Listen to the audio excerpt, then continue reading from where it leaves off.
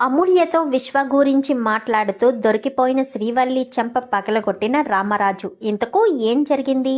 అసలు అమూల్యతో విశ్వ గురించి వల్లి మాట్లాడడం ఏంటి? అంటే ప్రేమ విషయం మాట్లాడుతూ ఉంటే వల్లి దొరికిపోయిందా? మరి ధీరజ్ రామరాజ్కి ఈ విషయం చెప్పలేదా?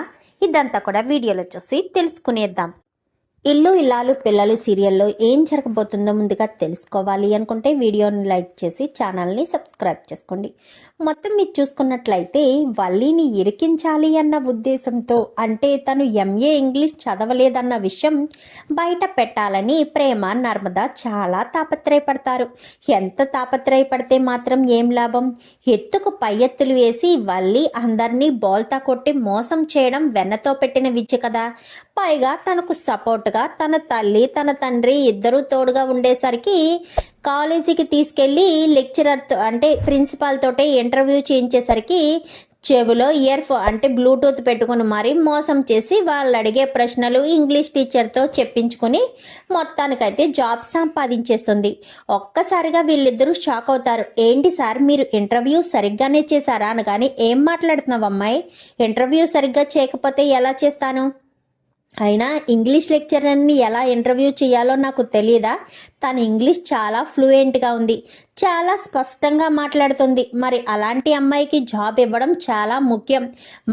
మా కాలేజీకి మా స్కూల్కి ఇలాంటి అమ్మాయే కావాలి అని చెప్పి ఇంకా ప్రిన్సిపల్ చెప్పేసేసరికి ఏమై ఉంటుందక్క, ఫ్లూయెంట్గా ఇంగ్లీష్ మాట్లాడడం ఏంటి అని చెప్పనేసరికి, ఒక్కసారి వాడు చూడు ప్రేమ అని చెప్పాను. కానీ కిటికీ వైపు చూసేసరికి వాళ్ళ తల్లి తండ్రి ఉంటారు. ఇప్పుడు అర్థమైందక్క నాకు, వీళ్ళు ప్లాన్ చేసి ఆ పక్కనున్న సార్తో చెప్పించుంటారు. వాళ్ళు యొక్క బాగా ఇరుక్కుంది కదా అని చెప్పాను. కానీ పద బయటికి వెళ్దామని బయటకు వస్తారు. వచ్చేసరికి, నువ్వు సూపర్ అక్క, చూడు గోతితో పోయేదాన్ని గొడ్డల దాకా తెచ్చుకున్నారు అంటారు చూడు. ఇప్పుడు నువ్వు ఇక్కడ ఇంటర్వ్యూలో ఫెయిల్ అయ్యావనుకో, ఈ విషయం నీకు ఇంట్లో తెలుస్తుంది, ఇక్కడతో అయిపోయేది. కానీ నువ్వు ఇంగ్లీష్ టీచర్ అయిపోయావు. ప్రతిరోజు గండమే, ప్రతిరోజు ఇంగ్లీష్లో పాఠాలు చెప్పాలి. అక్కడ ఉన్న పిల్లలందరూ ఇంగ్లీష్లో మాట్లాడతారు, ఇంగ్లీష్లోనే మాట్లాడమని చెప్తారు. ప్రిన్సిపల్ వచ్చి అక్కడే నిలబడి, చెప్పమ్మా లెసన్ చెప్పు అని డెమో తీసుకుంటాడు. ఇంకా నరకమే. నువ్వు ఎన్ని రోజులు మేనేజ్ చేస్తావో చెయ్యి, ఇంగ్లీష్ మాత్రం నీకు అంత ఈజీగా రాదు. నువ్వు ఎప్పటికైనా ఊబిలో కూరికిపోవాల్సిందే. ఏంటో అక్క, ఏదో ఇక్కడతో అయిపోతుంది కదా, బయట పడిపోతుంది కదా అనుకుంటే ఇంకా పెద్దది చేసుకుంది ప్రేమ. సర్లే పద, ఆల్ ది బెస్ట్ అక్క అని చెప్పనేసరికి, ఈలోపు అటెండర్ కాస్త వచ్చి, మేడం క్లాస్ తీసుకోమని చెప్పారు సారు అని చెప్పనేసరికి గదిలోకి వెళ్తుంది, క్లాస్ రూమ్లోకి. పిల్లలందరూ కూడా గుడ్ మార్నింగ్ మేడం అని చెప్పనేసరికి ఆ మాటకే గుండెల్లో బాంబు పేలినట్టుగా అనిపిస్తుంది.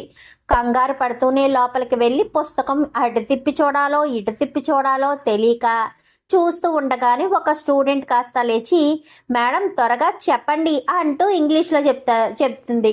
మరొక స్టూడెంట్ లేటి, why are you lating, why late, tell me madam, time అయిపోతుంది అంటూ మాట్లాడేసరికి, చెప్తాను అని చెప్పి ఏం చేయాలో అర్థం కాదు. పొట్ట చీల్చితే ఇంగ్లీష్ ముక్క రాదు. ఎదురుగా ఉన్నది స్టూడెంట్స్, పైగా ఈ కాలం స్టూడెంట్స్. ఇంగ్లీష్లో ఎలా మాట్లాడతారు వాళ్ళకి వల్లి చెప్పడమా? వల్లి మరి ఇరుక్కున్నట్టే.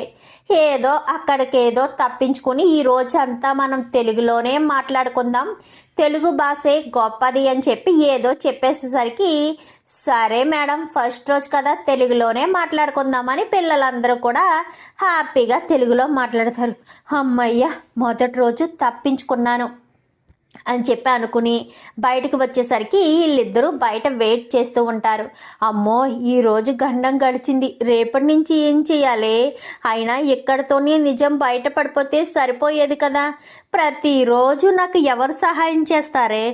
నేను ఇంగ్లీష్ చదువుకోలేదన్న విషయం బయట పడిపోతుంది కదా, నేను ఎంఏ ఇంగ్లీష్ కాదు అన్న విషయం బయట పడిపోతుంది కదమ్మా అని చెప్పనేసరికి, తప్పదు అమ్మడు, ఏదో రకంగా మేనేజ్ చేయాలని. కానీ ఏం మాట్లాడుతున్నావమ్మా, ఏదో రకంగా ఎలా మేనేజ్ చేయాలి, అది ఇంగ్లీష్ని ఎలా మేనేజ్ చేస్తారు అనగానే, అమ్మడు అనుకుంటే ఏదైనా సాధ్యమే అని చెప్పనేసరికి, కాదమ్మడు, నిన్ను ఇంత పెద్ద గండం నుంచి తప్పించాం కదా, నువ్వు ఏదో రకంగా ఆ అమూల్యను ఒప్పించి పెళ్ళికి నువ్వు ఒప్పుకునేటట్టు చెయ్యమ్మా. విశ్వక్ రౌడీలు నా వెంట పడుతున్నారు, 10 లక్షలు ఇవ్వమని అంటున్నారు. ఇప్పుడా మనం 10 లక్షలు ఇచ్చే పరిస్థితుల్లో లేమన్న విషయం నీకు తెలుసు. ఏదో రకంగా అమూల్యతో మాట్లాడి పెళ్ళికి ఒప్పించేసి వాళ్ళిద్దరు పెళ్ళి చేసేసావనుకో, ఇంకా మనకు వాళ్ళ టెన్షన్ ఉండదు అని చెప్పనేసరికి, అమ్మా ఏం మాట్లాడతావు, నీకు అర్థమవుతుందా? పెళ్ళి అంటే ఆసామాసి అనుకుంటున్నావా ఏంటి? మా మావయ్య గారికి కనుక తెలిస్తే నన్ను గేట్ అవతలికి తరిమి తరిమి కొడతారు. అసలే కూతురు మీద పంచ ప్రాణాలు పెట్టుకున్నారు. ఇంట్లో జరిగేది ఆ కూతురు పెళ్ళి మాత్రమే చివరగా ఉంది. అది నువ్వు అర్థం చేసుకోకుండా ఆ ఆ తాడి చెట్టు కాడికి ఇచ్చి పెళ్లి చేయమని చెప్తావేంటి అనగానే, చూడమ్మడు, వాళ్ళిద్దరికీ పెళ్లి చేస్తామని ఒప్పందం మీదే మనం 10 లక్షలు తీసుకున్నాము. నువ్వు పెళ్లి చేయనని చెప్పడంతో ఆ విశ్వ రౌడీలు మా వెంట పడడం మొదలుపెట్టారు. వాళ్ళు మా ప్రాణాలు తీసేయడం ఖాయం. నువ్వు గనక పెళ్లి చేస్తాను అని ఒప్పుకోకపోతే అని చెప్పాను. కానీ అమ్మ నా వల్ల కాదే అని చెప్పనేసరికి, ప్లీజ్ అమ్మడు, అవుతుందమ్మడు, మా అమ్మడుకు కానిదంటూ ఏముంది, చెప్పండి ఆయన గారండి అని చెప్పాను. కానీ అవునండి ఆవిడ గారండి అని చెప్పనేసరికి, సాలే ఏదోటి చేస్తాలే వెళ్ళండి మీరు ఇక్కడ నుంచి అని చెప్పనేసరికి, ఇంకా వల్లి నడుచుకుంటూ ఆలోచనలో పడుతూ వెళ్తూ ఉంటుంది. పడుతూ వెళ్తూ ఉండేసరికి ఇప్పుడు అమూల్యని నేను ఎలా ఒప్పించాలి, ఏ రకంగా ఒప్పించాలి అని ఆలోచిస్తూ ఉంటుంది. ఇంకిక్కడ ధీరజ్ వీళ్ళిద్దరినీ చూసేశాడు కదా, ధీరజు చూసేశాడన్న విషయం అమూల్యకు చెప్పడు. ఎందుకంటే ధీరజ్ గురించి అమూల్యకు తెలుసు. ఎక్కడ వీళ్ళిద్దరికీ గొడవ పడుతుందో చందుకు తెలిసినా చందు పెద్దగా అంత రియాక్ట్ అయ్యే మనిషి కాదు. కానీ ధీరజ్ అలాంటి వాడు కాదు కదా. దేనికైనా తోక తొక్కిన తాచులా వెంటనే బుసగొట్టడం మొదలు పెడతాడు. ఎక్కడ విషయం బయట పడిపోతుందో అన్న భయం పడుతుందని పెళ్ళికి ఒప్పుకోదని చెప్పడం మానేస్తాడు. విశ్వక్కైతే చెప్పడం మానేసేసరికి, సరే ఇంక నుంచి నువ్వు వెళ్ళు అనగానే, అదేంటి ఈ రోజంతా తిరుగుదామన్నావు కదా అనగానే, రేపు ఎప్పుడైనా తిరుగుదాము, నేను నీకు చెప్పింది ఏం చేసావు అని చెప్పాను. కానీ దేని గురించి విశ్వ అని చెప్పనేసరికి, పెళ్లి గురించి. మన ఇద్దరం పెళ్లి చేసుకుందాము, నిన్ను వదిలి ఉండడం నా వల్ల కావడం లేదు. నువ్వు కొంచెం సేపు మాత్రమే నాతో గడుపుతున్నావు, నాకు రోజంతా నీతో గడపాలనుంది. నువ్వు చెప్పే మాటలు నిన్ను చూస్తూ బ్రతికేయాలనుంది. ప్లీజ్ అమూల్య అర్థం చేసుకో, నిన్ను చూడకుండా ఉండడం నా వల్ల కావడం లేదు. ఇంటికి వెళ్ళిన తర్వాత అంటావా నువ్వేమో అస్తమాను బయట తిరగవు, నేను అస్తమాను బయటకు వచ్చి నుంచుంటే మీ వాళ్ళకి అనుమానం వస్తుంది. నువ్వు బయట ఉండి నేను బయట ఉంటే అనుమానమే కదా అని చెప్పాను. కానీ నువ్వు చెప్పింది కరెక్టే.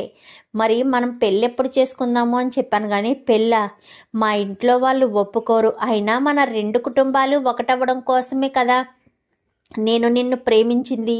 మరి పెళ్ళి అంటే 2 కుటుంబాలు కలిసే కదా చెయ్యాలి అని చెప్పాను. కానీ చూడమూల్య, మన ఇద్దరం ప్రేమించుకుంటున్నాం, పెళ్ళి చేయమంటే వాళ్ళు చెయ్యరు. కాబట్టి మనమే పెళ్ళి చేసుకుందాం. పెళ్ళి చేసుకుంటే మా నాన్న క్షమించరు కదా, మీ ఇంట్లో కూడా క్షమించరు కదా అనగానే, అందుకే పెళ్ళి చేసుకోవడంతో మనం నడి రోడ్డు మీద దీక్ష పూనుకుందాం. 2 కుటుంబాల మధ్య గొడవలు పోయి మీరిద్దరూ కలిస్తేనే మేము ఇక్కడి నుంచి లేస్తాము, లేదంటే ఎన్ని రోజులైనా ఇక్కడే కూర్చుంటాము అంటూ కూర్చుందాము. అప్పుడు వాళ్ళ మనసులు మారి మన కోసమైనా వాళ్ళ 2 కుటుంబాలు కలుస్తాయి అని చెప్పేసేసరికి, ఆలోచన బాగానే ఉంది కానీ అని చెప్పాను. కానీ వద్దు బావా, నాకు భయంగా ఉందనేసరికి, లేదు ఇలాగే జరుగుతుంది, ఇలాగే చేద్దాము, నువ్వేం టెన్షన్ పడకు, నేను చెప్పినట్టే చెయ్యి అని చెప్పాను. కానీ ఆలోచిద్దాంలే అని చెప్పి అనుకుంటుంది. అనుకునేసరికి, ఇదేంటి అమూల్య ఆలోచిద్దామంటుంది, ఇలా ఆలోచిద్దామనుకుంటే ఎలా కుదురుతుంది? ఆ చందుగాడికి తెలిసిపోయింది, ఇటు ధీరజ్ గాడికి తెలిసిపోయింది. ఇప్పుడు ధీరజ్ గాడైనా చందుగాడైనా సరే విషయాన్ని బయట పెట్టాలని చూస్తాడు. చందు గొడవ ఎలా ఉన్నా ధీరజ్ మాత్రం వదిలిపెట్టడు. అందుకే వీలైనంత తొందరగా అమూల్య మెడలో తాళి కట్టేయాలి అని చెప్పి, ప్లీజ్ అమూల్య లేకపోతే నా ప్రాణం పోతుంది అని చెప్పి ఏదో మాయ చేసి చెప్పేసరికి, ఆలోచిస్తాను అని చెప్పాను కదా అని చెప్పాను. కానీ ఇంకా ఇంటికి వచ్చేస్తుంది. ఇంటికి వచ్చేసి కూర్చుని ఆలోచిస్తూ ఉంటుంది. ఆలోచిస్తూ ఉండేసరికి ఇంకా అప్పుడే వల్లి కాస్త ఇంటికి వస్తుంది. ధీరజ్ అయితే వీళ్ళిద్దరినీ వెతుకుతూనే తిరుగుతూ ఉంటాడు. ఇంకా వల్లి కూడా ఇంటికి వచ్చి, ఏంటి నా అమూల్య గదిలో ఉన్నట్టుంది అని చెప్పి ఇంకా కాఫీ తీసుకొచ్చి అమ్మ అమూల్య అమూల్య అని పిలిచేసరికి రామరాజు ఇంట్లోనే ఉంటాడు. ఆ విషయం ఇంట్లో వాళ్ళకి తెలీదు. రామరాజుకి కొంచెం తలపోటుగా ఉండడంతో రామరాజుని ఇంటి దగ్గర దింపేసి తిరుపతి బండి వేసుకుని వెళ్ళిపోతాడు. ఇంట్లో బండి లేదు కదా, రామరాజు లేడనుకుంటారు. అమూల్య అని పిలిచనేసరికి అమూల్య వస్తుంది. ఏంటొదినా అని చెప్పాను కానీ ఈ కాఫీ తాగు, నిన్నొక మాట అడగాలి అని చెప్పాను కానీ ఏంటొదినా అని చెప్పనేసరికి నీకు విశ్వక్ మీద ప్రేమ ఉందా అని చెప్పాను కానీ అదేంటొదినా అలా మాట్లాడతావు, నాకు విశ్వక్ అంటే ప్రాణం, విశ్వక్ లేకపోతే నిన్ను బ్రతకలేను అంటూ మాట్లాడేసరికి ఒక్కసారిగా ఈ మాటలు లోపలే కదా ఉన్నాడు, మెలకుగానే ఉంటాడు. మెలకుగానే ఉండి బయటకు వద్దామనుకుంటాడు. ఇలా తాళాలు తీసుకుని ఇలా బయటకు వస్తూ ఉండగా వీళ్ళిద్దరూ మాట్లాడుకోవడం చూసి గుమ్మంలోనే ఉండిపోతాడు. అంటే ఇప్పుడు విశ్వక్ను నువ్వు ప్రేమిస్తున్నావా అని చెప్పాను కానీ అవును విశ్వక్కు నేను ప్రేమించుకుంటున్నాము అని చెప్పనేసరికి ఒక్కసారిగా అంటే విశ్వాను పెళ్లి చేసుకోవాలన్న ఆలోచన ఉందా అని చెప్పనేసరికి దాని గురించి ఆలోచిస్తున్నాను వదిన. విశ్వను పెళ్లి చేసుకుంటే 2 కుటుంబాలు ఒకటవుతాయని చెప్పాడు అని చెప్పనేసరికి నువ్వు అదే మాట చెప్పావు కదా, విశ్వ నీ జీవితంలోకి వస్తే నీకు ఆ ఇంటికి సంబంధం ఏర్పడుతుంది కాబట్టి 2 కుటుంబాలు ఒకటి చేసిన దానివి నువ్వే అవుతావు అమూల్య అని నువ్వు చెప్పడం వల్లే నేను విశ్వను ప్రేమించాను వదిన అని చెప్పనేసరికి నేను మీ అమ్మ వాళ్ళ గురించి ప్రేమ గురించి ఆలోచించే చెప్పాను. నువ్వు విశ్వ ప్రేమించుకుంటే 2 కుటుంబాలు ఒకటవుతాయి, అందుకే మీ ఇద్దరిని నేను ప్రేమించుకోవడానికి అవకాశం కల్పించాను. కానీ నేనైతే అవకాశం కల్పించాను కానీ మనసులైతే మీవి కలిశాయి కదా, అందుకే నువ్వు ధైర్యం చేసి పెళ్లి చేసుకుంటే బాగుంటుంది అని చెప్పాను కానీ విశ్వ కూడా అదే అంటున్నాడు వదిన, ఇద్దరం పెళ్లి చేసుకుందాము అంటున్నాడు. కానీ నాకే ధైర్యం సరిపోవడం లేదు అని చెప్పాను కానీ ధైర్యం ఎందుకు సరిపోదు, నీకు నేను సహాయం చేస్తాను, మీ ఇద్దరి పెళ్ళి నేను దగ్గరుండి చేస్తానని కానీ నిజంగా నువ్వు మా పెళ్లి చేస్తావా వదిన, విశ్వక్ని పెళ్లి చేసుకుంటే 2 కుటుంబాలు ఒకటవుతాయి వదిన అని చెప్పనేసరికి అవుతాయి అని చెప్పి మాట్లాడుతూ ఉండగానే రామరాజు ఆ మాటలన్నీ విని ఒక్కసారిగా షాక్ అయిపోతాడు. అమూల్యను పెళ్లి చేసుకోమని వల్లి చెప్పడం ఏంటి, ఆ విశ్వగాడిని ప్రేమిస్తే 2 కుటుంబాలు ఒకటవుతాయని చెప్పింది వల్లీనా, ఇప్పుడు వల్లి ఎందుకు ఇలా చేస్తుంది, అసలు 2 కుటుంబాలని ఒకటి చేయాలన్న ఆలోచన ఎందుకు వస్తుంది అని చెప్పి అనుకుంటూ అమ్మయ్య అమూల్య పెళ్ళికి ఒప్పుకుంది, సరే అమూల్య నేను ఎలా చేయాలో ఏంటో ప్లాన్ చేసి చెప్తాను అని చెప్పి ఇంకా ఇలా వెనక్కి తిరిగేసరికి వెనకాల రామరాజు ఉంటాడు. ఒక్కసారిగా వల్లి షాక్ అయిపోతుంది. అచ్చి బాబోయ్ మామయ్య గారు ఎప్పుడొచ్చారు, ఇప్పుడే వచ్చారా లేక ఇందా నుంచి మాట్లాడుకున్నప్పటి నుంచి ఉన్నారా, ఇప్పుడు మా ఇద్దరి మాటలు మామయ్య గారు వినేస్తే ఇంకేమైనా ఉందా, విన్నారా వినలేదా, వినకపోతే బాగుండు అని చెప్పి అనుకుంటూ ఉంటుంది. ఇంకా వల్లి అనుకుంటూ ఉండగానే ఏంటి వల్లి ఏంటి అమూల్యతో చెప్తున్నావు అనగానే అచ్చి బాబోయ్ అదేమీ లేదు మామయ్య గారండి, అమూల్య చదువు గురించి చెప్తుంది, నాకు టీచర్ జాబు వచ్చింది అని చెప్తున్నాను అనగానే చెంప చెల్లు మనిపిస్తాడు. నువ్వు అమూల్యకు ఏం చెప్తున్నావో నేను వినలేదనుకుంటున్నావా, అమూల్యకు ఆ విశ్వగాడికి పెళ్లి జరిగితే 2 కుటుంబాలు ఒకటవుతాయా, అలా అని నీకెవరు చెప్పారు, అసలు అమూల్యకు విశ్వగాడి మీద ప్రేమ కలిగేటట్టుగా నిన్ను ఎవడు చేయమన్నాడు, నీ వెనక ఎవరుండిదంతా చేయించారు అంటే నువ్వు ప్లాన్ ప్రకారం మా పెద్దోడిని పెళ్లి చేసుకుని ఇంట్లో అడుగు పెట్టావా, ఆ భద్రావతి ప్లాన్ చేసిందా అమూల్య జీవితాన్ని నాశనం చేయడం కోసం, ఆ విశ్వక్ చేతులు కలిపి మా ఇంట్లో అడుగుపెట్టి అమూల్య మనసును మార్చావా, ఆ విశ్వక్ కుటుంబం అన్న అస్సలు ఇష్టం లేని అమూల్య ఆ విశ్వక్ని ప్రేమించేంత వరకు వచ్చి పెళ్ళికి కూడా సిద్ధపడుతుందంటే అమూల్య మనసును ఎంతలా మార్చేశావో అంటూ మాట్లాడుతుండగానే ఈలోపు చందు ధీరజు వీళ్ళంతా వస్తారు.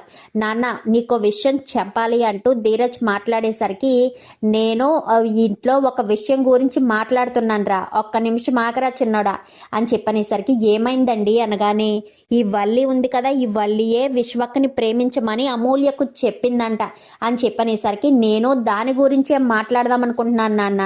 ఈరోజు అమూల్య కాలేజీ మానేసి మరీ ఆ విశ్వగాడితో తిరుగుతుంది అనేసరికి మొన్నే వాళ్ళిద్దరూ పార్కు కూడా వెళ్ళారు నాన్న. ఆ విషయం ఆ రోజే నీకు చెప్దామనుకున్నాను. వాళ్ళు నీకు చెప్పనివ్వలేదు. ఆ మాట నీకు చెప్తే నువ్వు నీ ప్రాణాలు తీసుకోవడమో లేక అమూల్య తన ప్రాణాలు తీసుకోవడమో చేస్తుందని నన్ను భయపెట్టింది.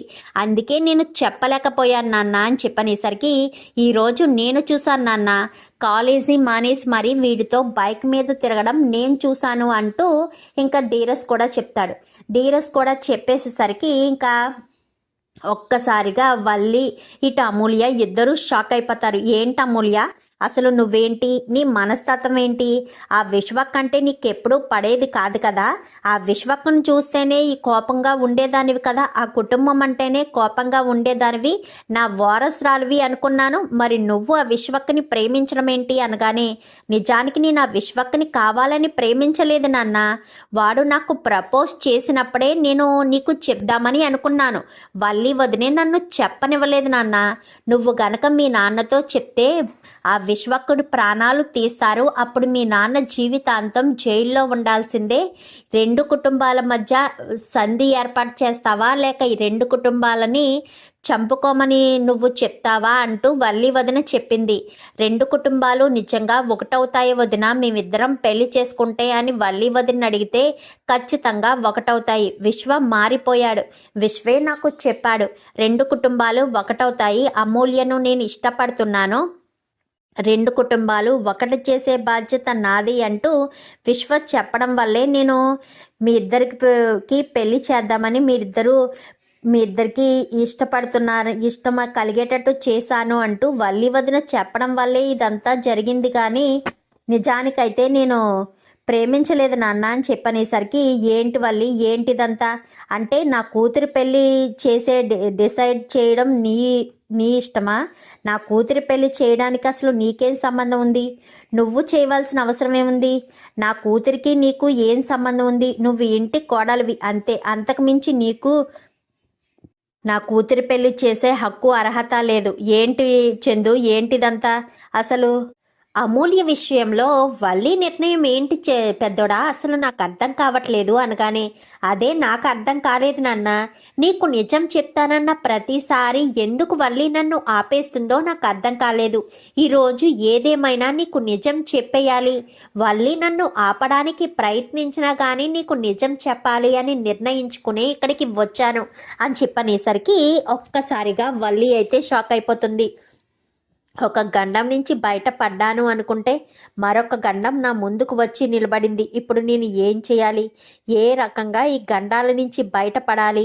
నేను ఏం చేసి ఈ ప్రాబ్లం నుంచి బయటపడాలి అని చెప్పి అనుకుంటూ ఉండగానే, అచ్చు బాబోయ్ మామయ్య గారండి, మీరంతా నన్ను తప్పుగా అర్థం చేసుకుంటున్నారండి. నన్ను ఆ భద్రావతి గారు పిలిచే ఇదంతా చెప్పారు. రెండు కుటుంబాలు ఒకటవ్వాలి అంటే విశ్వ అమూల్య పెళ్లి జరగాలి, అలా రెండు కుటుంబాలు ఒకటవుతాయి వాళ్ళిద్దరి పెళ్ళి జరిగితే అని చెప్పారండి.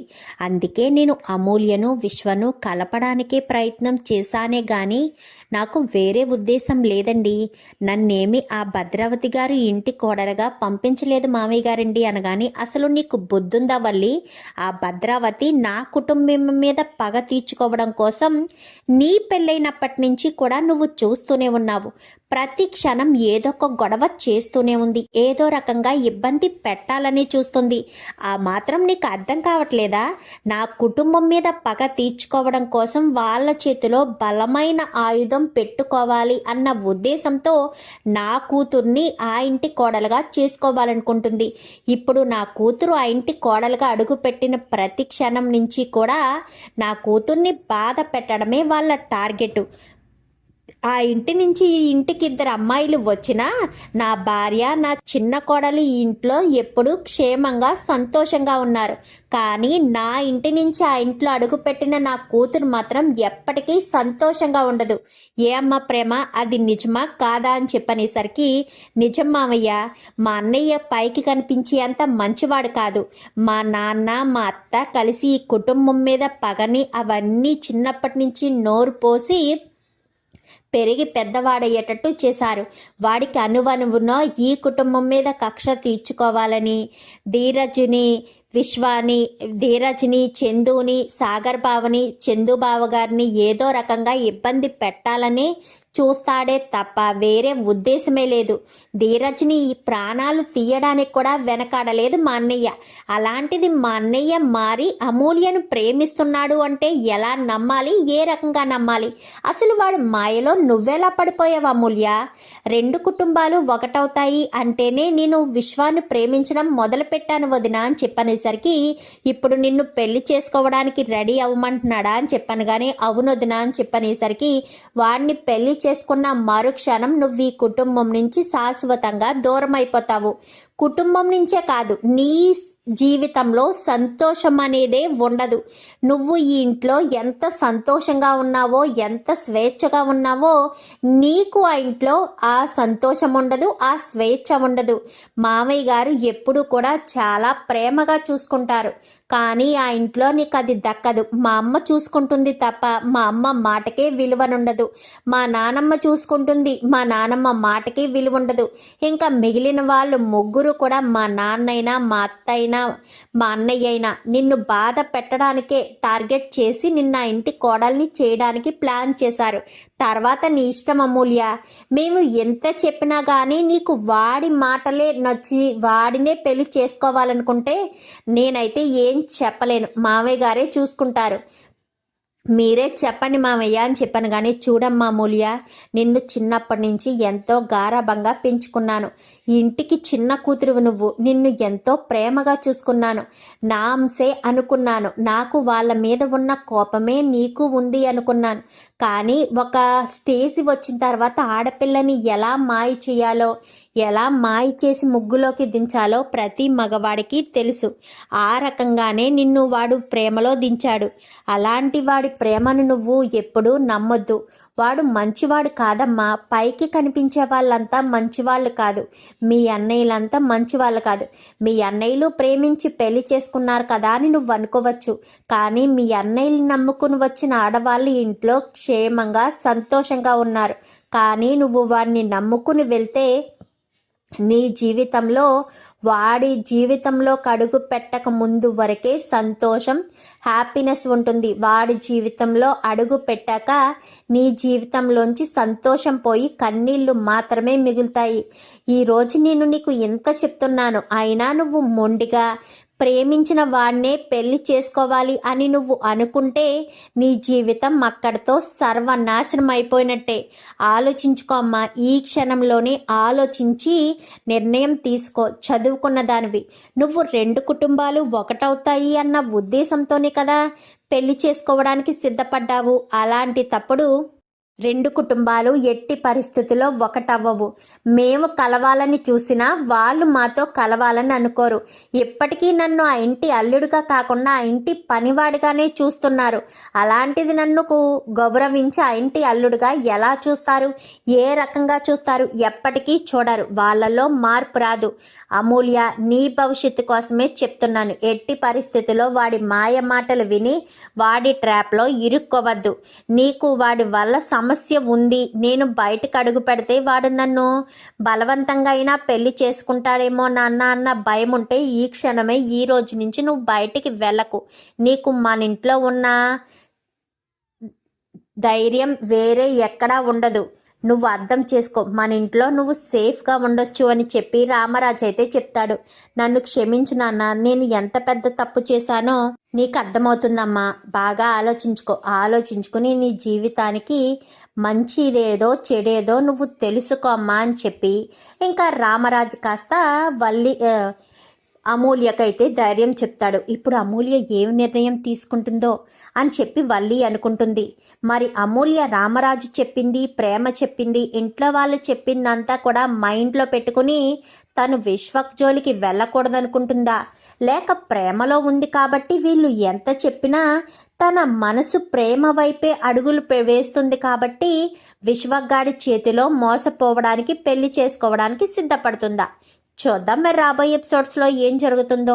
వీడియో నచ్చితే లైక్ చేసి ఛానల్ని సబ్స్క్రైబ్ చేసుకొని పక్కనే ఉన్న బెల్ సింబల్లో ఆల్ పై క్లిక్ చేయండి. Thank you for watching.